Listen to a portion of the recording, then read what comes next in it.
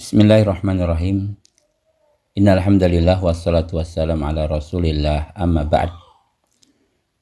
Untuk seluruh mahasiswa Sekolah Tinggi Agama Islam Al-Hidayah, hafizakumullah.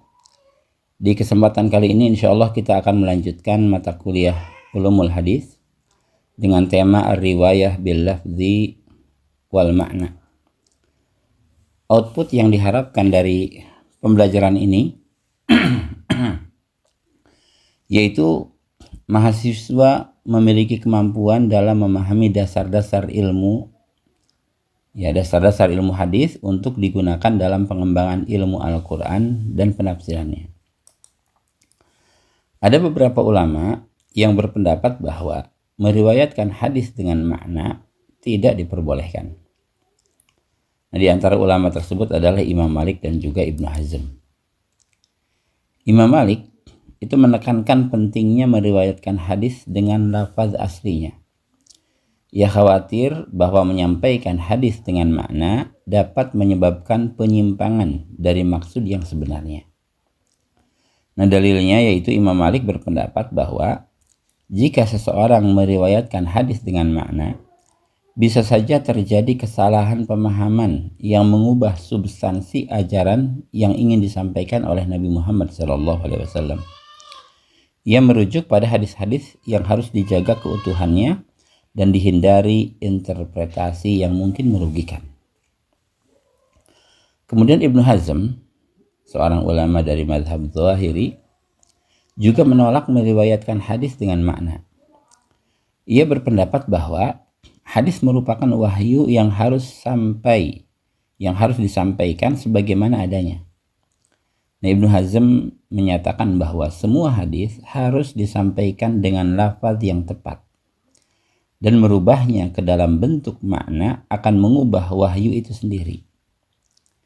Ia mengutip sebuah hadis, "Man kadzdzaba 'alayya muta'ammidan falyatabawa maq'adahu minan nar." Siapa yang berdusta atas namaku dengan sengaja, maka hendaknya dia menyiapkan tempat duduknya di neraka. Nah, dari hadis ini Ibnu Hazm menegaskan bahwa setiap perubahan pada lafaz hadis meskipun dengan niat baik dapat berpotensi menimbulkan kesalahan. Nah, pendapat yang menolak meriwayatkan hadis dengan makna itu didasarkan pada kekhawatiran akan terjadinya perubahan substansi dan ketidakakuratan dalam menyampaikan ajaran. Nah, para ulama ini lebih memilih untuk menjaga keaslian lafaz hadis agar tidak terjadi kesalahpahaman di kalangan umat. Nah, namun demikian mayoritas ulama berpendapat bahwa meriwayatkan hadis dengan makna itu diperbolehkan.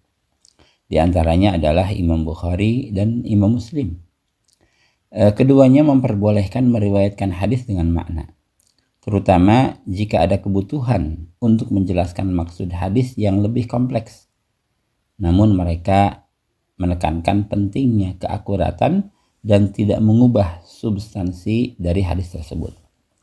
Kemudian Imam Ahmad, beliau juga membolehkan meriwayatkan hadis dengan makna, selama yang disampaikan tidak menyimpang dari lafaz aslinya.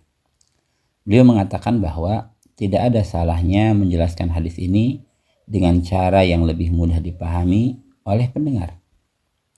Kemudian Imam Syafi'i, beliau juga membolehkan meriwayatkan hadis dengan makna, tetapi menekankan bahwa harus ada pemahaman yang benar tentang isi dan konteks hadis tersebut agar tidak terjadi kesalahan dalam penafsiran. Nah, dalil jumhur atau dalil mayoritas ulama yaitu hadis yang diriwayatkan oleh Imam Muslim bahwa Nabi SAW bersabda, "Naddarallahu mra'an sami'a minna syai'an faballaghahu kama sami'." Semoga Allah memberikan cahaya kepada orang yang mendengar suatu dari kami, menyampaikannya sebagaimana dia mendengarnya. Nah, ini menunjukkan bahwa menyampaikan dengan cara yang tepat dan benar itu dianjurkan, termasuk dalam makna hadis tersebut. Nah, kesimpulannya bahwa meriwayatkan hadis dengan makna itu diperbolehkan selama dilakukan dengan penuh kehati-hatian dan pemahaman yang benar. Ya, penyampaian hadis harus tetap sesuai dengan konteks dan maksud hadis aslinya untuk menjaga keaslian ajaran Nabi Muhammad Shallallahu Alaihi Wasallam. Nah, selesai mata kuliah pada kesempatan kali ini, dan untuk seluruh mahasiswa ini diharapkan ya terus belajar dan mengkaji ilmu-ilmu ulumul hadis yang tujuannya agar lebih mengerti tentang tafsir Al-Quran, karena kita semua berada di lingkungan ilmu Al-Quran dan tafsir. Wallahu alam. Assalamualaikum warahmatullahi wabarakatuh.